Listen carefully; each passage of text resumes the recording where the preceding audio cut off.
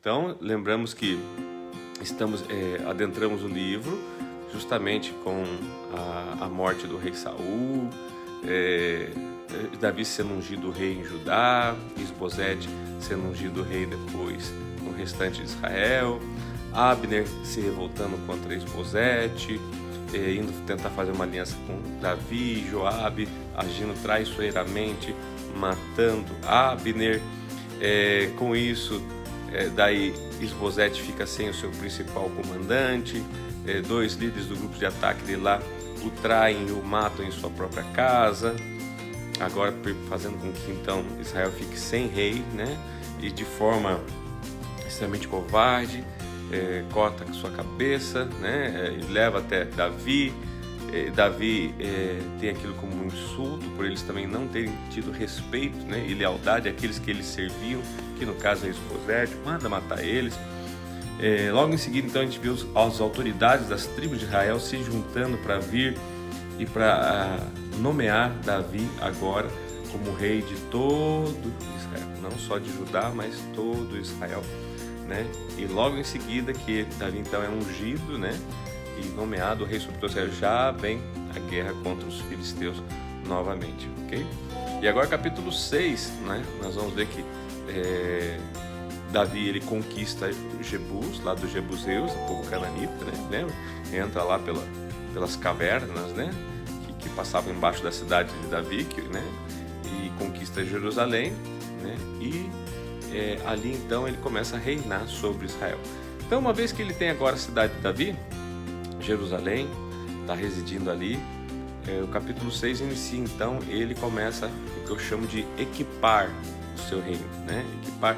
A gente vê Deus instaurando o reino dele e agora ele começa a se equipar. E qual é a coisa principal que ele percebe que ele não poderia reinar sem? Você vai saber agora no capítulo 6. Não, desculpa. 2 Samuel, capítulo 6. Abre lá e vamos ler a palavra do Senhor. Diz assim: de novo, Davi reuniu os melhores guerreiros de Israel, 30.000 ao todo. Que retrato, né? Antes ele tinha aqueles 400, às vezes, com ele, né? Agora está que com mudança, agora já está com 30.000, né? Ele e todos os que o acompanhavam partiram para Baalá, em Judá, para buscar a arca de Deus, a arca sobre a qual é invocado o nome do Senhor dos Exércitos, que tem o seu trono entre os querubins acima dela. Puseram a arca de Deus num carroção novo e a levaram da casa de Abinadab na colina. Uzá e Aiô, filhos de Abinadab, conduziam o carroção com a arca de Deus. Aiô andava na frente dela. Davi e todos os israelitas iam cantando e dançando perante o Senhor, ao som de todo tipo de instrumentos de pinho, harpas, liras, tamborins, chocalhos e símbolos. Quando chegaram à eira de Nacon, Uzá esticou o braço e segurou a arca de Deus, porque os bois haviam tropeçado. A ira do Senhor acendeu-se contra Uzá por seu ato de irreverência. Por isso, Deus o feriu, e ele morreu ali mesmo, ao lado da arca de Deus. Davi ficou contrariado, porque o Senhor, em sua ira, havia fulminado Uzá. Até hoje, aquele lugar é chamado Pérez Uzá. Naquele dia, Davi teve medo do Senhor e se perguntou: como vou conseguir levar a arca do Senhor? Por isso, ele desistiu de levar a arca do Senhor para a cidade de Davi. Em vez disso, levou-a para a casa de Obed-edom de Gate. A arca do Senhor ficou na casa dele por 3 meses, e o Senhor o abençoou e a toda a sua família.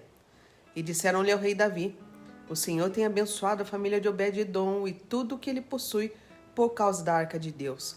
Então Davi, com grande festa, foi à casa de Obed-edom e ordenou que levassem a arca de Deus para a cidade de Davi. Quando os que carregavam a arca do Senhor davam 6 passos, eles sacrificavam um boi e um novilho gordo. Vamos só dar uma pensadinha no que nós acabamos de ler aqui. Então Davi, ele começa a reinar, né, em Jerusalém, né, e a palavra do Senhor fala assim que a primeira coisa que ele não aceitou reinar sozinho. Ele foi: eu preciso trazer para cá a Arca da Aliança. Por quê? O que significava a Arca da Aliança?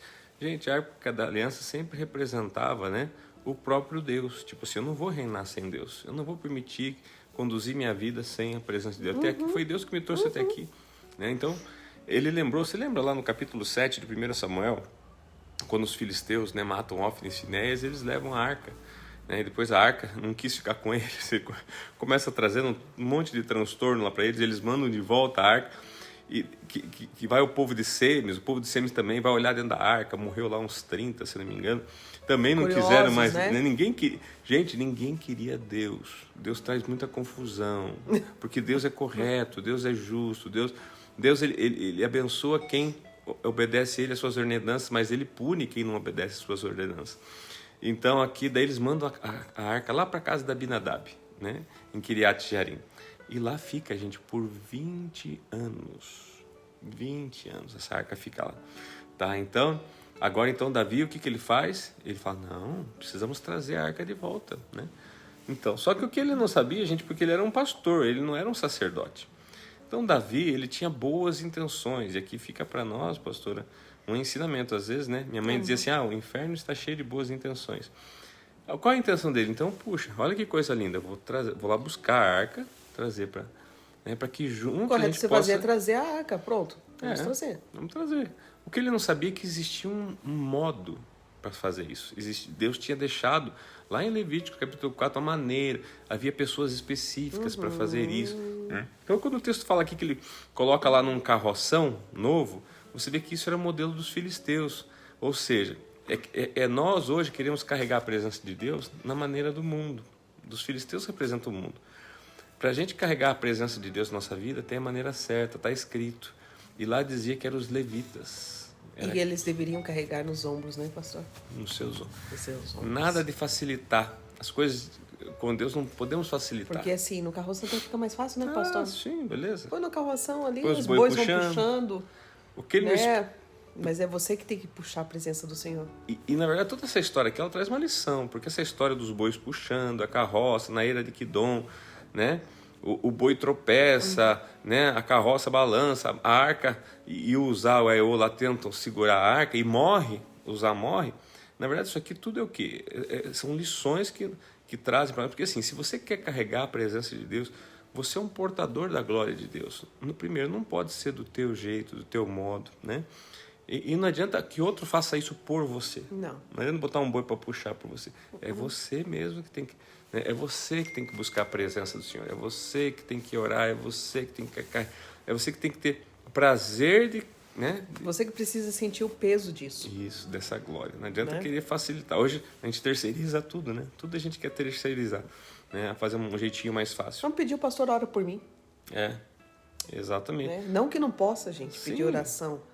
Mas tem pessoas que não oram, só dependem da oração de outro. Essa dependência, né? E na verdade, assim, uma coisa é a gente orar por você até que você aprenda a orar, né? Então tem toda uma diferença nisso. Como auxílio, né? Mas não como única forma. Porque você precisa buscar. Exato. Então, o que acontece? Então agora daí o próprio Davi fica assustado, afinal de contas, o objetivo dele não foi matar ninguém, agora ele vê um homem morto, né? A Bíblia fala que ele se assusta com aquilo, com Deus, ele fica chateado com Deus, na verdade. Ele deixa aquela arca ali, então, na casa de Obed-edom, tá? Porque Obed-edom, Obed é o nome da pessoa, Deodom, um edomita, ficava uma casa à beira do caminho, e ele deixa lá, fala assim, vamos deixar a arca aqui. E o que ele observa? Ele observa que, passado alguns dias, diz que 3 meses depois, a casa de Obed-edom era abençoadíssima. Meu Deus, mas pera lá, Obed-edom era virou notícia, né? Era um edomita. Né? Virou notícia. Como é que Deus abençoa, né? Uma pessoa que... E por que Deus não matou Obed-edom, então? Matou, né? Uma pessoa do exército de Israel lá, de Davi, não matou Obed-edom de estar ali em contato com a arca.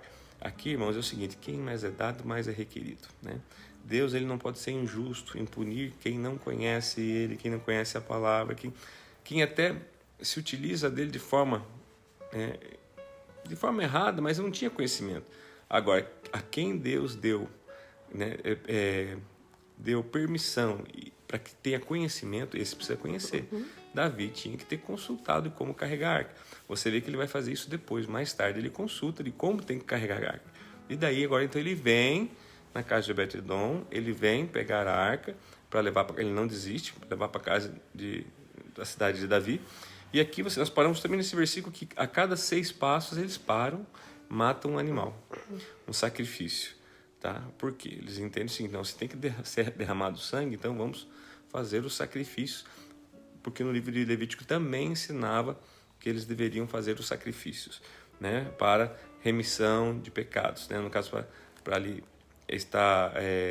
tinha um outro termo para isso agora que eu esqueci, mas enfim, colocando no lugar, né, do pecador. Mas acompanhe com a gente, então, a sequência. Davi, vestindo o colete sacerdotal de linho, foi dançando com todas as suas forças perante o Senhor.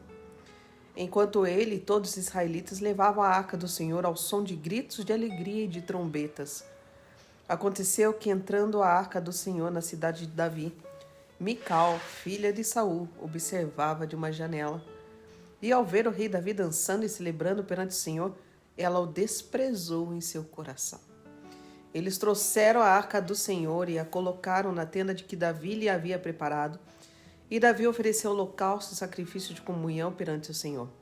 Após oferecer os holocaustos e sacrifício de comunhão, ele abençoou o povo em nome do Senhor dos Exércitos. E deu um pão, um bolo de tâmaras e um bolo de uva passas a cada homem e a cada mulher israelita. Depois todo o povo partiu, cada um para sua casa.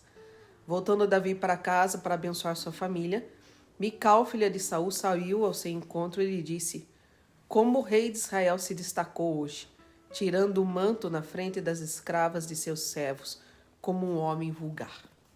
Mas Davi disse a Mical: foi perante o Senhor que eu dancei, perante aquele que me escolheu em lugar de seu pai ou de qualquer outro da família dele, quando me designou soberano sobre o povo do Senhor, sobre Israel, perante o Senhor celebrarei, e me rebaixarei ainda mais, e me humilharei aos meus próprios olhos, mas serei honrado por essas escravas que você mencionou.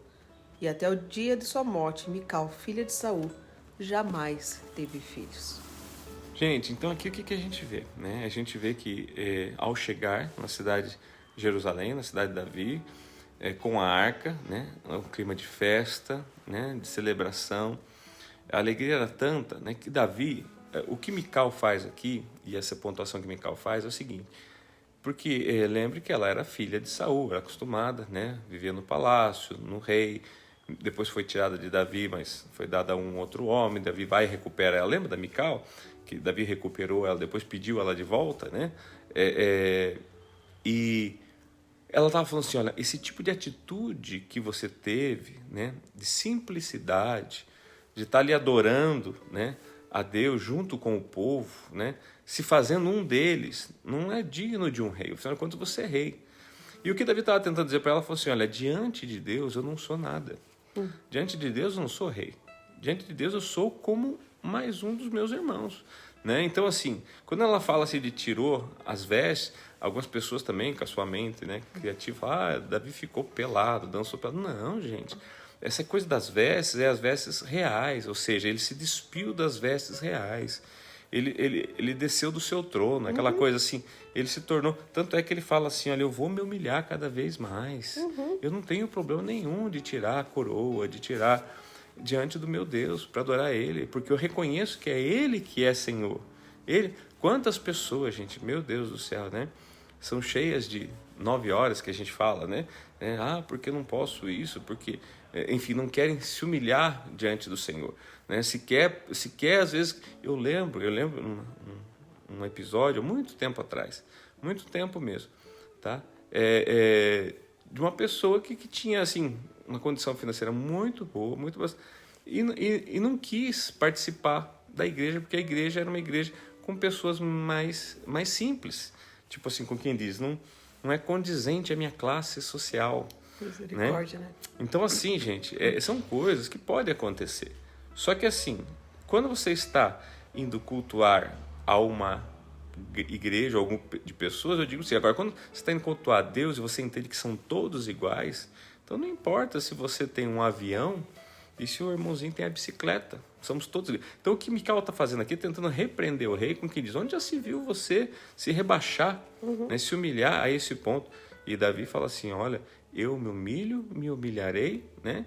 E estas servas, essas mulheres que estavam lá cantando, se alegrando, eles vão ser honrados, eles vão se alegrar. Eu gosto que ele diz, né? Foi perante o Senhor que eu dancei. Quer dizer, eu não estava dançando para você, não estava dançando para ninguém. Estava dançando para o Senhor, né? Essa dança, como quem diz, é uma atitude de adoração, né? Que ele fez ali. E não se importou, ele não teve vergonha. Ele, porque eu sou rei, eu não posso fazer. Não. Sabe assim, aquela coisa de você dar um glória a Deus, assim, puxa, eu sou o presidente do país e eu vou dar um glória a Deus, porque eu não vou dar um glória a Deus porque eu sou o presidente, eu tenho que manter um... Não, né? Ele não negou, né, e ele a fé diz dele. uma frase aqui, que ele diz, e me humilharei aos meus próprios olhos. Ele fala, me rebaixarei ainda mais perante o Senhor e me humilharei aos meus próprios olhos. Né? Então, assim, olha a atitude de Davi. Isso aqui é tremendo, gente. Isso daqui é como nós deveríamos nos portar. Quando você louva ao Senhor, quando você está na igreja, né? É isso que eu quero dizer. Quando eu falo para o pessoal, louve com todo o seu ser. É isso que eu estou dizendo. Faça aqui como Davi. Porque ele não se preocupou com quem estava vendo, com quem estava olhando, com quem estava reparando. O que iam pensar dele. Ele estava fazendo aquilo para o Senhor. E ele usa uma expressão aqui. Ele diz aqui que Davi foi dançando com todas as suas forças perante o Senhor. Então, assim, pastor, eu não sei para você, mas para mim, quando eu diz com todas as suas forças, e para mim quer dizer que ele fez além do que ele poderia fazer. Eu acho que ele soltou a franga geral, assim, tipo, né? Para mim ele não foi só um levantar de mãos. Não. Porque, assim, tem coisas que para você é fácil, gente. Talvez quando você tá na igreja, assim, levantar a mão para você é até comum. Ou você já levanta, já cansa, né? Então Deus já baixa as mãos, assim. Não, ele foi com todas as suas forças. Ele se entregou Intensidade, Intensidade, né? Ele se entregou por inteiro, demasiadamente, com tudo. E assim que deveria ser cada louvor nosso, de adoração ao Senhor. Qual foi a visão de Mical? A visão de Mical foi o seguinte, em manter o status. Né? A reputação, né? A reputação. Essa palavra aqui. Ela se preocupou mais com a reputação, né, do que com a verdade. Né, do que com verdadeiramente adorar a Deus. Então, e por causa disso, né? Olha a consequência. Esse 23 aqui fala, né, que até o dia da sua morte, Mical jamais teve filhos. Aqui, gente, a gente não sabe se ela ficou estéril ou se foi Davi mesmo que nunca mais quis nada com ela, né? Então, automaticamente não. Mas a consequência aqui foi uma esterilidade. Uma esterilidade, né? Ela. Qual foi a forma, nós não sabemos. Mas... Ela ficou com o status. Que trouxe a ela que é uma esterilidade. Cuidado, né? Às vezes a gente opta em ficar com status e daí não sabe por que está sendo estéril, né? Na vida, tá? Enquanto o Davizinho, às vezes até passa, deveria ter sido um fiasco, irmão. Eu imagino que devia ter sido, né? Imagina, ele é o rei, né? Aquela coisa onde já se viu, né? A gente vê hoje, não fazendo uma comparação, mas ao mesmo tempo fazendo. Quantas pessoas hoje criticam o presidente do Brasil porque ele entra na casa dos pobres, abre a geladeira, toma café junto, lava a louça. Meu Deus, um absurdo. Onde já se viu, né? Um líder na nação fazer um troço desse. Eu acho que era esse tipo de escândalo, mais ou menos, que Davi provocou aqui, né? Ao dançar. Mas ele não era estéril. Cuidado também, não só com a sua entrega, mas cuidado com a maneira que você repara. Né? Como você olha e vê a adoração dos outros, julgamento. Cuidado, porque isso pode levar à esterilidade. Amém? E é isso, gente. Capítulo 6, paramos aqui, né? Temos muito mais história pela frente. A gente vê que Deus está então implantando o reinado de Davi. Davi agora já é rei, já foi empossado sobre todo Israel. Muita coisa vai acontecer. Nós vamos ver muita história agora sobre a família de Davi também. Enfim, o reinado de Davi começa. Tá bom? E você acompanha com a gente aí, tá? Gente, que Deus...